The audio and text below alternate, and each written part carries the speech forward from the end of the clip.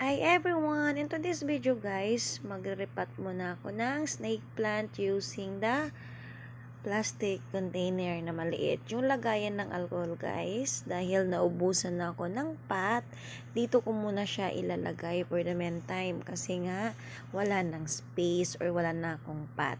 So yan, lagay lang natin guys. Ang cute nitong varieties ng snake plant na to guys. Alam mo yung ang ganda niya tingnan, yung parang open na open yung kanyang leaves and then ang lapad. So ang tigas din niya, kakaiba siya sa ibang snake plant. So ito is palalaguin ko siya guys and then gagawin ko siyang indoor plants sa loob ng bahay. Gamit kong soil, ganun pa rin guys, more in risal and then kaunting soil. Pero kailangan natin guys isiksik kasi pag hindi natin siniksik yan, ang mangyayari tuwing didiligan natin is luluwag or bababa yung soil and then yung snake plant natin is babagsak. So, naranasan ko na kasi yan. So, kailangan natin isiksik lang maigi. Kasi yung rice hull, di ba, magaan siya guys.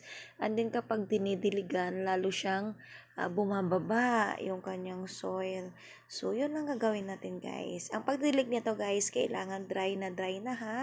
Kasi kapag ma-overwatering, magba-brown yung kanyang leaves and then mabubulok. Sayang naman.